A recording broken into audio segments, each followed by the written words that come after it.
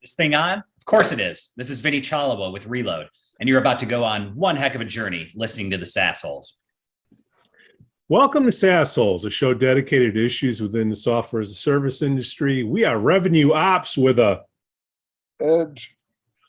Jamie, I think that edge needs a little sharpening. Jamie, Jason, edge. I got an edge. I thought there was more than me saying edge. So I was just we are revenue ops with a edge. Jamie, Jason, KG, and myself, Pete, have a combined 100 years of making interesting decisions. Please subscribe to our weekly newsletter. Today, our guest is Vinnie Cholewa. Did I say it right, Vinnie? Probably the first time in my lifetime. You must have grown up in the south side of Chicago in a Polish neighborhood, because that's what that nationality is. So that's a yes. You got it. Spot on. Cholewa. Vinny, you're a South Sider. Are you a Sox fan then? You watching the game I am a diehard Cubs fan, and I'm getting is text messages about this controversy between Cusack and the White Sox people, and I have no idea what the heck's going on. But I am an advocate. Barstool got owned. Barstool went after him and said, "You can't be doing this," and now he is. It's pretty amazing, actually. I'm a Southsider and I'm a Sox fan, and I hate the Cubs, but no one can rip on my Cubbies unless you're from Chicago and a Southsider. My dad grew up on 47th and Costner, so I remember with my grandfather looking at the airplanes flying overhead, going, "Oh man."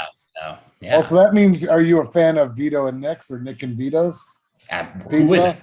Who isn't? It's the best. It was Vito and Nick's when I was growing up, and then Nick bought out Vito, or took more of the share, and they flipped it to Nick and Vito's. Pretty hysterical. I must admit, as I've gotten older and traveled more, I'm a sucker for New Haven pizza in comparison to Chicago. That New Haven style is definitely the way to go, but the Chicago pizza will always have a place in my heart. Was it Sally Pizza? Sally's pizza. Yeah. Best pizza I ever had in my entire life, for God's sakes. Life-changing. It really is. Somebody told me about that. Are we doing this thing? Pete, are we doing this thing? I'm just letting you guys go. Hopefully we're the pizza holes. We should change to pizza holes. Hey, it's the White Sox got a big game in about an hour and a half. 2 hours, actually. Oh, they're going to lose. They're going to lose their ass. Keep your mouth shut. All right. Vinnie Cholewa has taken quite the nonlinear path, growing businesses for the past 2 decades. Currently serves as head of sales and customer success with Reload. Prior to Reload, Vinnie was EVP of client development at Collective, CRO with Symphony AI, GM of Textkernel North America, and like several of us here, held numerous leadership roles, domestic and abroad with Career Builder. Vinnie is a proud Wisconsin Badger, go Bucky, who also managed to receive an MBA from the Stanford of Central Arizona State University, before studying data mining at the actual Stanford. That's like the actual, that's not like the Phoenix. Like the tree and all. You got it. Okay. All right, before we get to you, Vinnie, this episode's brought to you by NeuroNoodle. Hey, parents, athletes, get a doodle of your noodle, a brain map. Hey, man, the season's going on. The playoffs are happening. You got to have a baseline to compare it to in case something happens. Get a brain checkup now before the season's over. Schedule an appointment now at neuronoodle.com. Hey, man, you get knocked. You want to get back in the game. It takes 20 minutes to get the data you need to have a peace of mind to figure out if your kid should get back on the field. All right. Carney. KG. What now?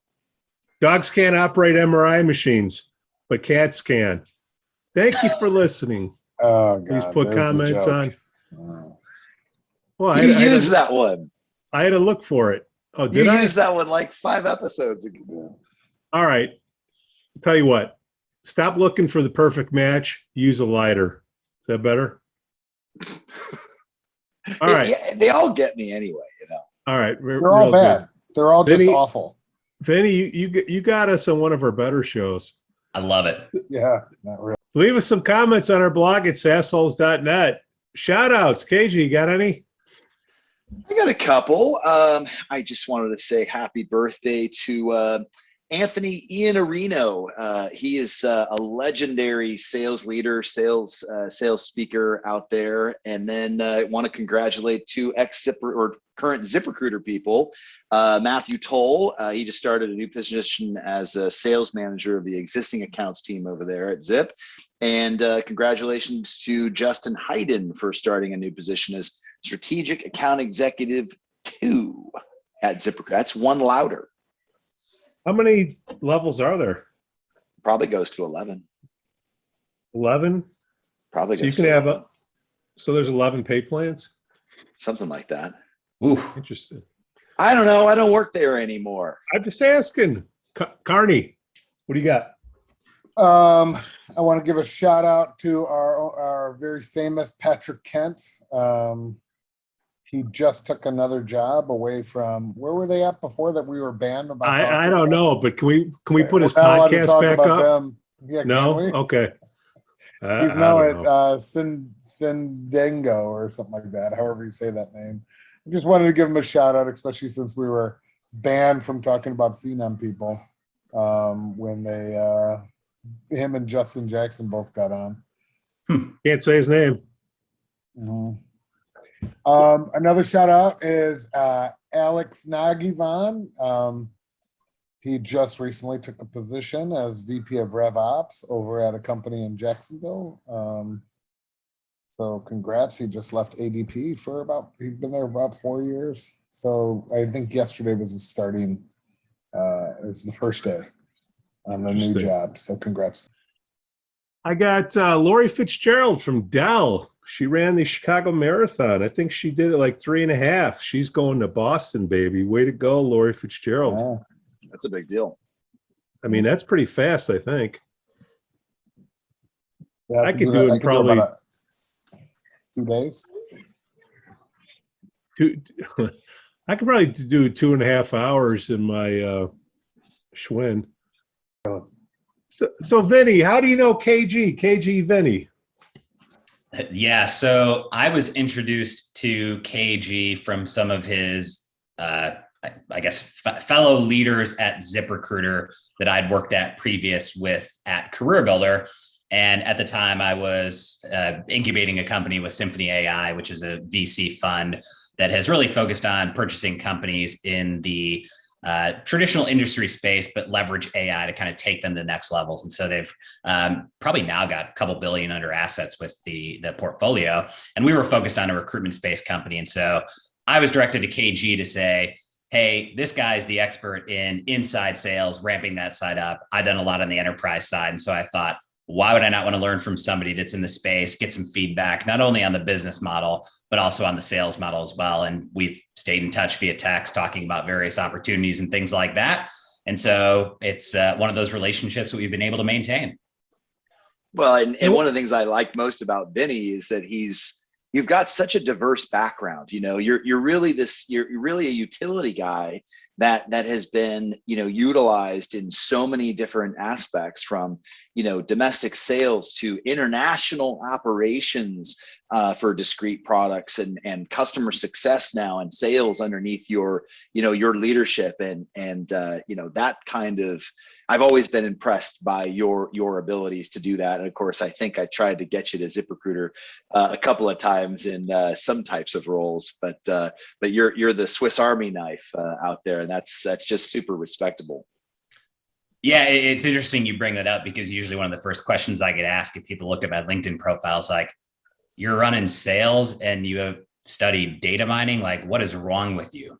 It's a good transition, because I used to work in baseball, and I can add into that. We were talking a little bit about baseball earlier, and so played baseball my whole life and was obsessed pitcher. The ulnar collateral ligament is a multiple billion-dollar ligament in the body.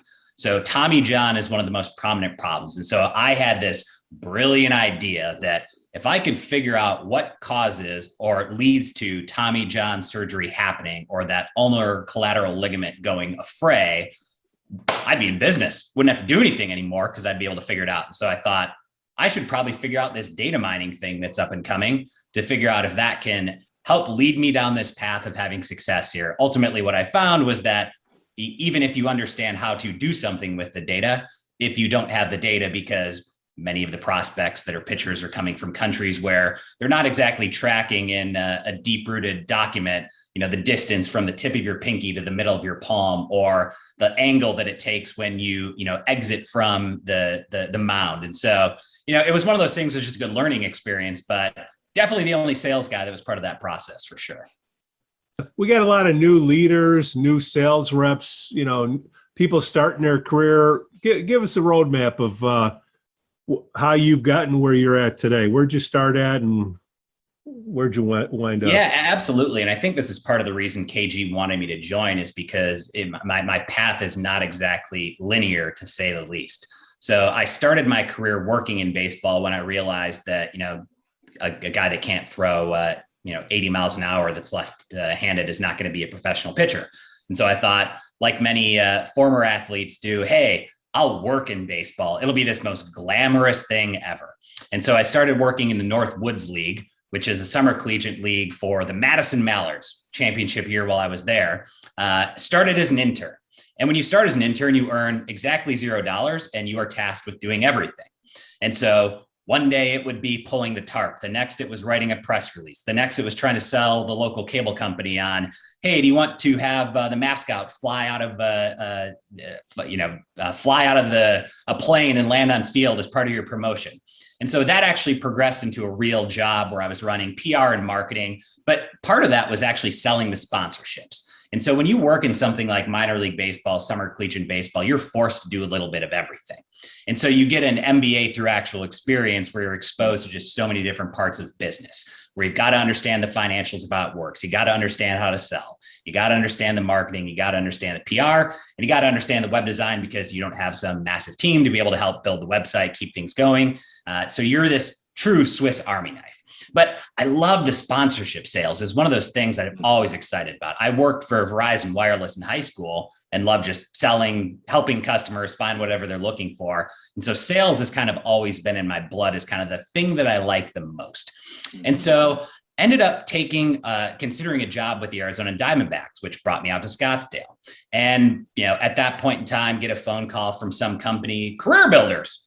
Well, I'm like, Career Builders, the monkey commercials? Yeah, the monkey commercials. We're starting this office in Scottsdale. So Pete, you may have been involved in that to some extent when that office opened up in Old Town Scottsdale. And they convinced me that, hey, this notion of working 40 hours a week, it's a reality. I was thinking, wait a minute, you don't have to work 100 hours a week. Can I just ask you a question? Why didn't that escalator ever work? You know what? All I know is the best business model in the world is whoever that escalator company is, because that thing was constantly under work. And I'm sure that was being billed at $300 an hour for 24. Continue.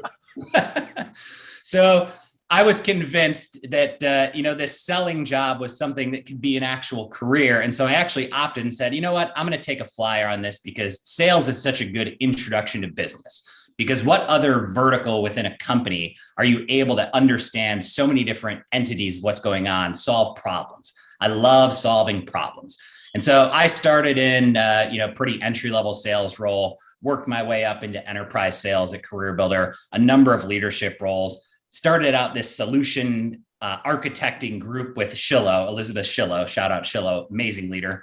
And that was basically, the ability to take all these new products that we were selling and communicate them in a cohesive way across our organization. Mm-hmm. And from there, I started, helped start up the healthcare division, moved back to Chicago for that, eventually came back to Phoenix, and then got a phone call one day from, I think it was probably Farhan Yassin that gave me a call, who's our president of international at the time. And he said, hey, you've done a lot of stuff here, and I understand you're pretty operationally minded. It seems like you've got some semblance of a background in engineering. You've done the sales thing. You seem to communicate. And the president of Europe speaks pretty highly of you. What would you think about running international operations? I'm like, well, I don't know anything about international operations. I certainly don't know anything about, the nuances of what makes a business unique in Greece versus the UK versus Sweden. Where's this job? Do I have to move? Yeah, you got to move to Edinburgh, Scotland. And so at the time I had a fairly newborn baby. My daughter was probably, 10 months old at the time. And so had the conversation with the wife and say, hey, do you want to uproot and move to some place we've never been? And eventually that became a yes. And the next thing you know, it's history. So we were there. And then from there, we progressed back into the States to run TextKernel, which is a product I fell in love with for the US, and then moved into the Symphony umbrella. And then kind of became obsessed with network businesses, moving over to Collective Eye, the largest network of sales data, before starting with Relode to try to build out the largest network of independent recruiters and labor market data. And so that's where I'm at today. Well, so, we're Rev Ops with a Edge. with an edge. And I'd love to dig deeper I'd love to dig deeper into the international operations component there. It just always fascinated me about you, Vinnie. Tell me more about that. What was that like jumping in? You didn't know anything about, operations, but you had this data mining background and sort of the Swiss Army knife of experience, and you're uprooting your young family to Scotland. What was that like? What were some of the learnings that you pulled out of that? So one of the mentors I had early on was a CEO of a Fortune 5 company. And one of the pieces of advice he provided me early on was try to do as many different things within a company if you want to progress your career. You always want to be growing, but it doesn't necessarily have to be the typical path to go from manager, director, VP, this. Go for breadth, because that'll give you the best options for not only what are you good at, but what you like doing. Because I think that's important for young leaders to understand is, what are you actually interested in doing? Not what are you capable of? And so the more things that you experience, the more you'll get there. But on the international front, the other piece of advice was assume absolutely nothing and pretend you know nothing for the first 60 to 90 days in that role. And so I think the teams were expecting somebody to come in and just try to rock the world and change everything. And really what I came in to do is just focus on listening, because I needed to understand the nuances, because some of the stuff I could assume off the bat. And so that whole international business was an amalgamation of acquisitions. And so what one country did was different than another country did, was different than another country did. We had a lot of different products and a lot of different business models, all trying to be combined into really this US framed business. And so as you can imagine, a lot of those individual stakeholders, the managing directors of each of those businesses, those countries, the individuals that we're working with, were just saying things like, this doesn't work. This can't work. We don't operate this way. And so you had to take a step back and go, all right, so where do we find the balance between having a consistent, unified global business, but then also the nuances for that individual country to be able to deliver what we're expecting to deliver? And so that was just a process that you work through, but it's a collaborative effort. It's never a top-down approach that you can find success with from an operational standpoint. Because usually the people that are doing the jobs every day, support, success, fulfillment, implementation, know what's going on a heck of a lot better than any of the leaders to be able to give you that feedback and then devise a strategy that leadership's bought into and you can execute against, but you'll also get buy-in from the team. I think there's one thing to note, KG, is the Career Builder international strategy was completely defragmented. A lot of these, each country was almost operating in their own environment with very little. We weren't really a global operation. So there are two. So for the listeners at home, there's global SaaS companies. There's global, where you're sort of centralized strategy dictation and stuff like that. But this is what we're going to do, and this is our pricing, and there are minor tweaks that occur.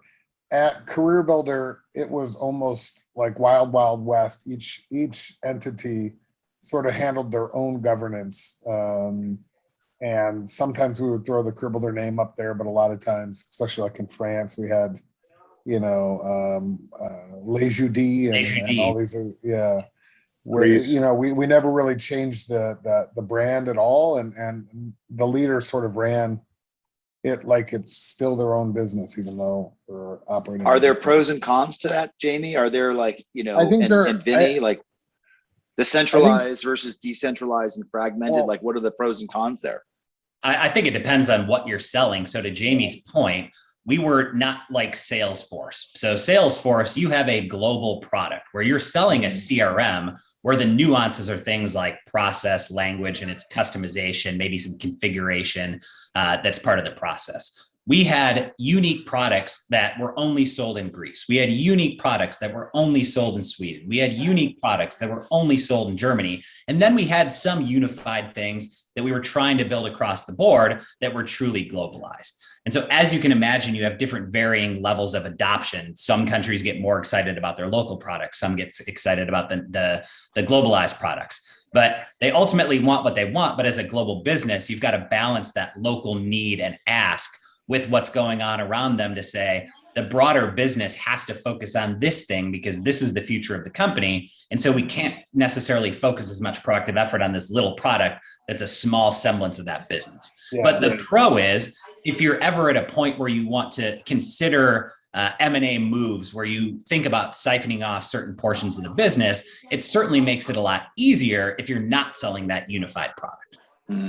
Yeah, you also got to think into account data, your data, but a lot of countries have different data rules on what they, and a lot of companies, every company has their own sort of, even in America, has their own sort of preference on how they want to share and interact with data, but it becomes more complex in other countries, especially Germany. Germany is probably one of the most strict in terms of how they want to get sold and how they want the data to interact than I think any other country I've dealt with. But yes, you always have to think of those Jamie, types of aspects. Spot on. And that was right at the peak of GDPR coming into existence. So I was deeply involved with getting things set up from a GDPR compliance standpoint when we had no idea what it is. And now in the US, we see similar laws coming into play with the CCPA, the California Consumer Privacy Act. And so I would venture to say that eventually we'll probably have some ubiquitous thing across the board with the US, but the nature of Americans and data privacy, we just don't care as much. I've had my identity hacked and just said, oh, whatever, I'll pay the couple $100 to get it fixed, clear my name, good to go. And I still put everything on Google and leave it auto ready to go.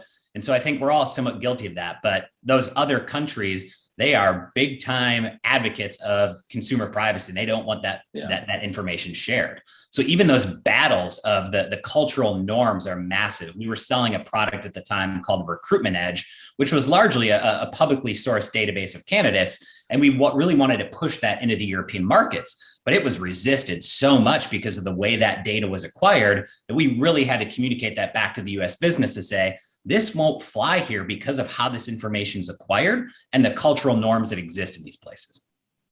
Let's talk customer success, guys. I love it. When did customer success become a thing? I remember. Yeah, go ahead. If you want the history lesson, a lot of people say Salesforce started it, but there was a company called Vantiv in the late 1900s for us historians here, where they hired a woman. I want to say her name was Mandy. I don't remember it off the top of my head, but it was one of those early CRMs, and she started the process and called these folks customer success advocates. I think it really came a thing when SaaS started to explode. And if you want to understand the why, we could all sit here and say it's the empathy of, we want to make sure that our customers have an amazing experience. But I think the broader answer is that when you're looking for VC money, if you've got an 80% renewal rate, companies don't get that excited about investing in you. And so if you've got a 98% renewal rate and 150% net renewal rate, when you add in for upsells and things like that, that investment money gets really, really excited. And all the sales guys on the call, what's the number one thing you hear salespeople complain about right now? Can't get people on the phone. It's really hard to get meetings, and it's only getting harder. I saw a stat that I think it was Outreach or SalesLoft put out that the average connect rate right now is only about 3 to 5%. Connect rate, not even conversation rate with an actual buyer. And so a lot of the tactics that we grew up using, obviously we've tried to operationalize it and add in a lot of technology to the stack. But the point is, if we get a customer, we have to keep them. We have to make sure they're happy and do everything possible. So it's still a rather new field in the grand scheme of things. You could argue that, Gainsight really did a great job of monetizing the customer success space by building out their platform and building advocacy for the group, the professional, the function. But right now, a lot of the innovation is still just on optimizing some of the early ideas of Health Score 360, making sure that everything is streamlined, unified, and really defining the role. So that's why I think it's important, and maybe where we're at today with that. What came first, hunter farmers or customer success? I would think hunter farmers. I'm just, we're getting history lessons I think here. hunter farmer comes first because, the customer success purist would argue that they're not selling.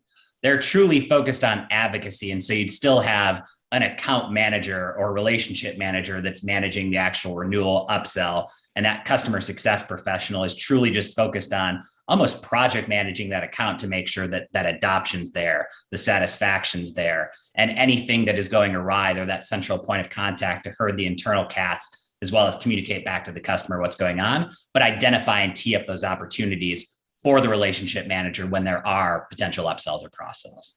What's the primary metric against which your customer success reps are measured, Vinnie? Logo retention, dollar retention. Logo retention and dollar. So so they're not compensated on it, but yet they're judged on it, right? Or how does that work?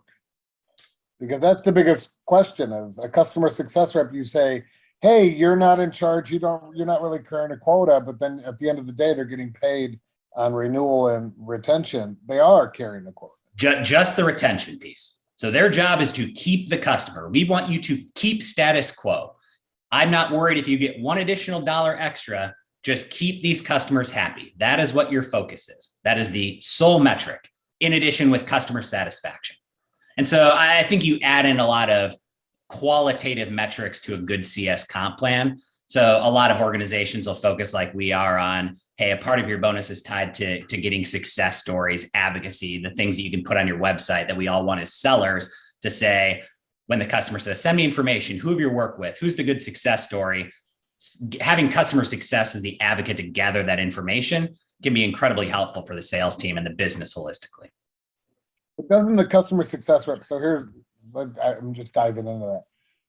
A customer success rep gets, let's say they have 20 accounts that they're helping manage. And one of those accounts that they inherited was just sold incorrectly, implemented incorrectly. It's never going to renew no matter how much they try. That customer success rep could be one of your best customer success reps. Definitely. They're going to be penalized off of that, right? Because they're focused purely on retention, and that could be the largest account that's not going to retain, right? So that there's always this really tough line to draw with a customer success rep, because I always feel like customer success reps want to be paid like a sales rep in a way, but then when the bad news occurs, they want protection off of that bad news. And it's like, guys, we've got to figure out.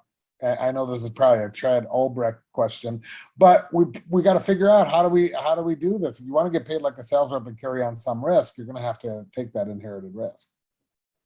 I'm just saying, when I took a swing at the plate at it, because remember we went from classified advertising to software, so when we took a swing at the plate, you had to transform these new logo.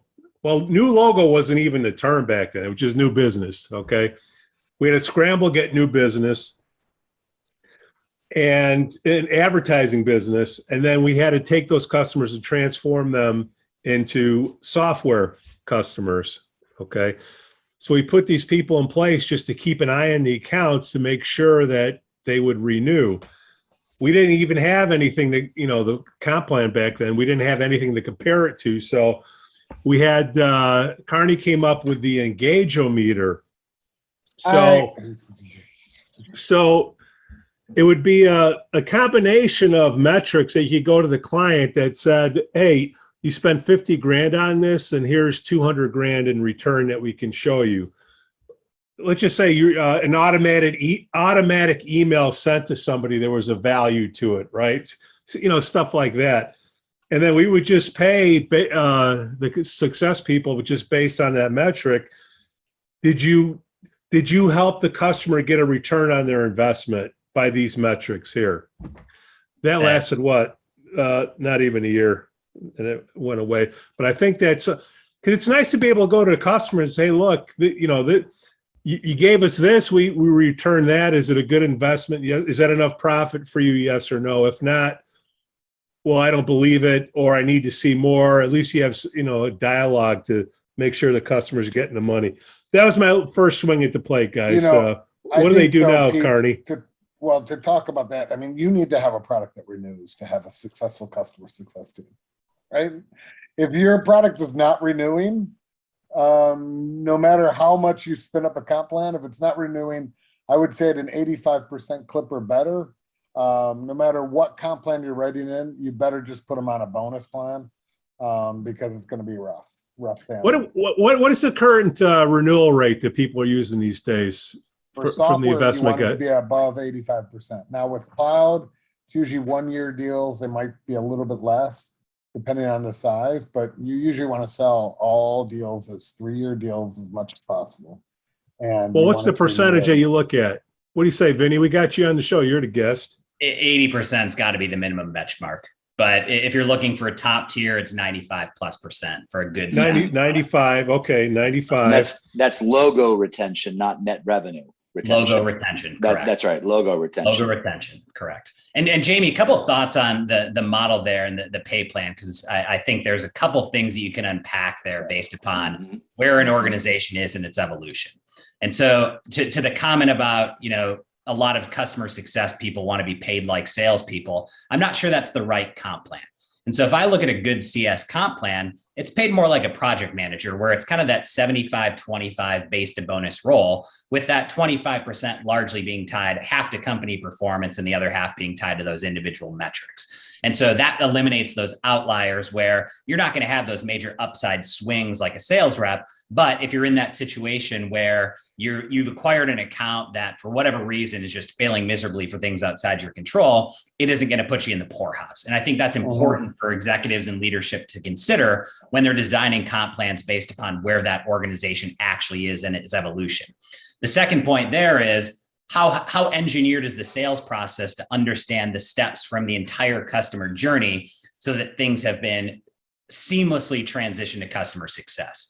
So with the inventive technologies like Chorus and Gong, we've been able to kind of implement it. I've seen best practice where every step of that sales process is captured for review. And even from a rev op standpoint, you're seeing organizations capture the wow moment or the aha moment, put that into Salesforce, and then do things like, what were those pain point moments? That's transitioned to the customer success rep so that they can embed that into the kickoff call, embed it into the process so that that customer truly feels like they're being heard. And so, one of the ideas or questions is always, what are you innovating? What's being innovated in customer success? And a lot of it are those things we talked about, but I think the biggest innovations are actually happening pre-sale. And so one of the things that we've been able to garner, and one of the technologies or processes that I've seen work really well, is this notion of having demos that are clickable, fully able to engage with during the sales process. So we've leveraged a technology called Reprise. Probably the best example, if you wanted to go look at it being adopted, would be Pendo. So I think we're all familiar with Pendo and the customer experience side of things. Pendo is one of those places where if you look at customer experience in a SaaS product, that's where customer success innovators are really leaning into to say, what is the experience that we're actually viscerally seeing within our product? And how do we then deploy that to get the outcomes we're looking for? Relay that to the product team, use that from an engineering perspective to say, are the behaviors that we're expecting our customers to see actually matching that? But going back to this notion of Reprise, which is an application that's designed to have dynamic demos that are clickable, usable, put them on your website, share them ahead of time. So instead of a static deck, I can send ahead of time, hey, we talked about this great labor market data. Here's a click through. Here's an example of how to do this. And then all that information is tracked so we can see, where did the eyeballs gravitate? Did it focus on where we expected them to? Did things get missed? And then we can embed that in the sales process. So the more behavior you can actually have interaction with your customer at the earliest stage possible, the more that you can design a customer journey that leads to the outcomes you're hoping for. So the guys at HubSpot, as you know, Vinny, they were what are they? Harvard guys, MIT guys, Harvard. Mark Roberge, stage, That's right. And Mark told me that one of the biggest insights that they gained after signing up thousands of customers was that the biggest predictor of churn happened in the sale and pre-sale process before they actually signed the check, which they placed a lot of that burden on the salesperson from a comp plan, perspective. But what you're emphasizing, of course, is that customer success starts before they actually sign the contract, is what you're saying. Yes. You are 100% correct. Yeah, exactly. And of course, we always talk about, like what Jamie was saying, like, this account was not sold correctly and misset expectations and all that kind of stuff there. Amen, brother. Like, it's gotta be like working together. You can't just like sell it and throw it over the transom and say, good effing luck, So right on. It is a team, and it's always a team environment, right? The sales rep needs to be involved in that whole environment. And a real sales rep, a lot of these companies, a real sales rep needs to know that they want to go back to that well multiple times and upsell, right? Upsell new products, upsell this. The only way to do that is set the right expectations. So when the wrong expectations are set, usually that sales rep is no longer here, and then the customer success person suffers. Well, for the new reps out there, okay, get a pen and paper. Okay, ready? Anybody can sell anything to anybody once. Continue, Carney. Well, one of the things I was going to say is the reason why I feel like a lot of customer success people want sales comp plans, but they're not sales guys, is because a lot of customer success comes from a lot of the people that go there to lead customer success, because it is sort of an evolving, even though it's been around for about 10 years officially, are former sales leaders that are used to hunting, right? I always think if I was going to go and recruit for this, and this is for anybody listening that's sort of newer, renewal reps are a great spot, because that's really where they're focused on. They're more farmers. Don't go for the hunters, because the hunters always want to get paid a lot more. And then when they go to customer success, they always want that advantageous comp plan, which is sort of anti what the customer success role is for. Spot on. The best advice I can give people that are thinking about a career in customer success is not sales without cold calling. If that's what you're envisioning this as, you're going to be in for a rude awakening, and it's not going to be the right fit for you. Yeah. And the problem is a lot of smaller companies go, we need better success. Our renewal rates are bad. Let's take some of these great reps and throw them out over customer success. And then it just becomes a complete crap show. And that goes back to the point about the comp plans and everything else that you were mentioning before, Jamie. And I think, Pete, you alluded to it well. When you're thinking about scaling a business, you got to stop and do that exercise of what are all the things that need to happen in our customer journey, every little task down to the last darn detail, and then figure out, great, now what role should actually own each of these tasks, and then put together the org chart to say, how does this customer life cycle, where's the shared services sides that actually ties together with this journey that we want to take our customers on, and then figure out, do we have names that can fill the void internally for those roles? Do we need to hire externally? Because I think where most organizations fail, self-admittedly, is we just force people into roles, and no way, shape, or form were they the right fit for that. Sometimes we can fake it till we make it. But for the most part, we skip that step of actually examining, doing the research to say, here's everything that needs to happen. Now let's build the roles around that. We just say, let's just build the role because we think this is the right thing to do, without that exercise of actually stopping and figuring out what should this process look like. Yeah, success, what I've seen is, if you're going to lose a sales rep, you might want to give them a shot, some type of rotation plan to get them in success versus training somebody to work at another company. What did you do, KG? Did you have any success types over there? We had a massive customer service team that was led originally by the great Joseph Bocanegra.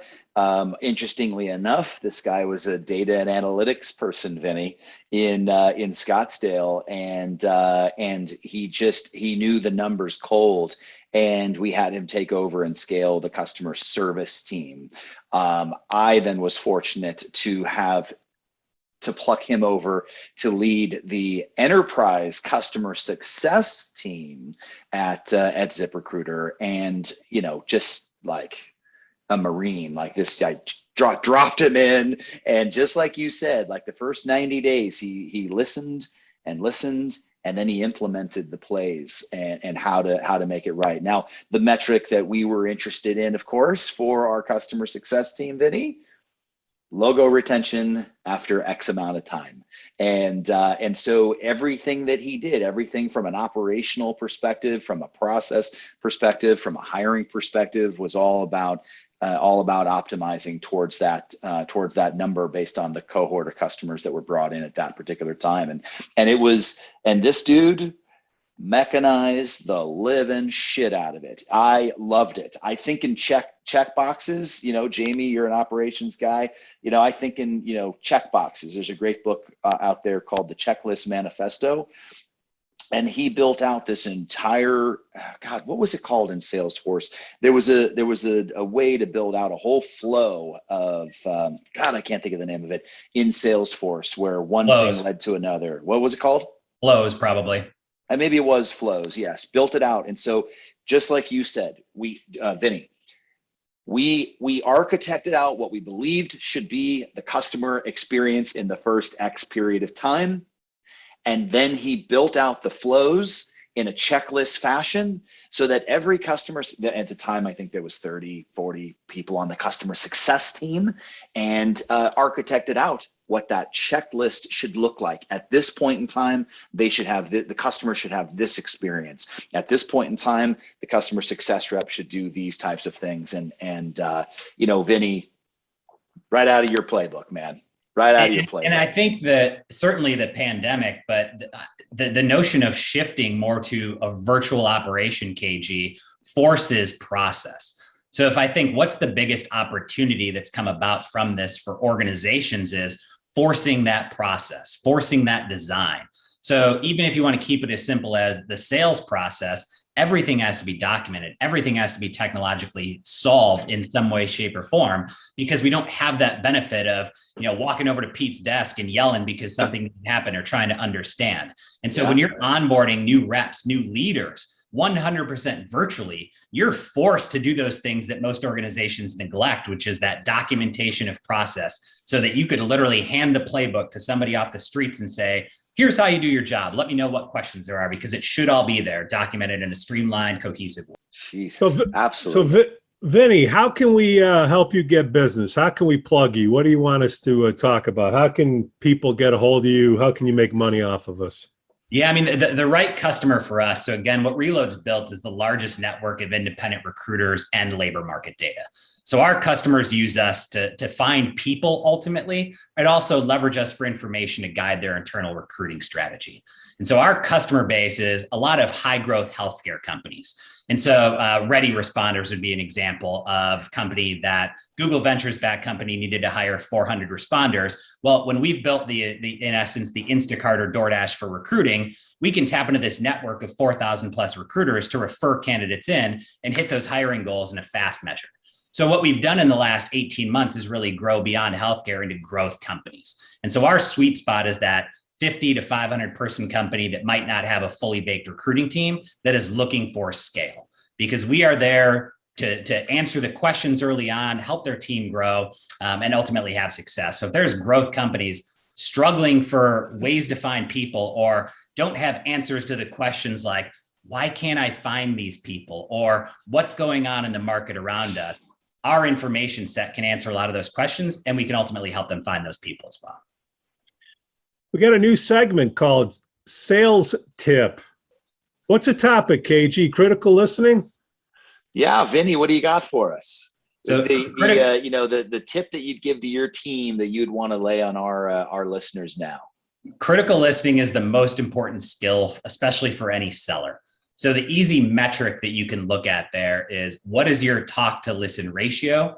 It should always be greater than 50% in the client's favor. And so a tactic that you can actually deploy to craft this systemically stems from our old pal, Thomas Edison. So does anybody know how Thomas Edison used to interview people, or what his tactic was? What was it? He would take everybody to lunch and give them a bowl of soup and put salt and pepper next to that bowl of soup.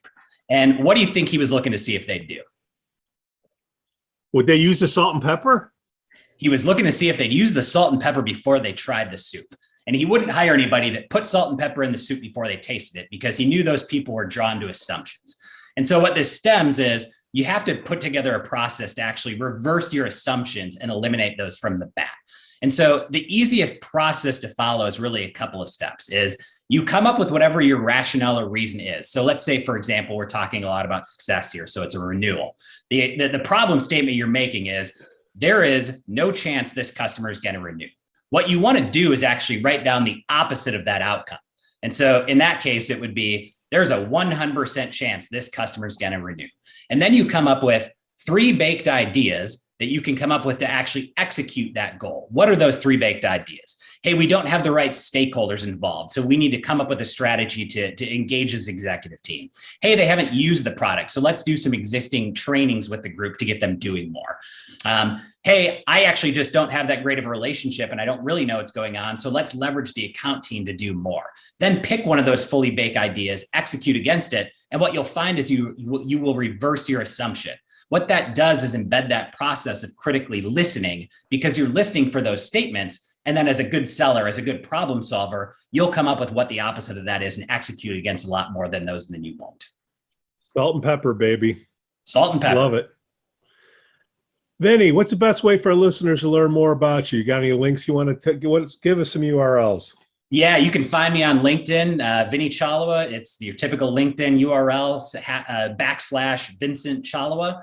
If you want to see me rant about the Chicago Cubs or Wisconsin Badgers recruiting or random NFTs, you can also find me at Twitter at Vincent Mark C. Thanks for listening. Come on. Thanks for listening to the SaasHoles. On behalf of Jamie, KG, and myself, Pete, we thank you for listening. We ask that you give us 5 stars on Apple Podcasts. If they can't hear us, we can't help them. Subscribe to our newsletter. The link will be in the podcast notes. And you can always buy us a beer on Patreon / SaasHoles. We thank you for listening. Cue the music.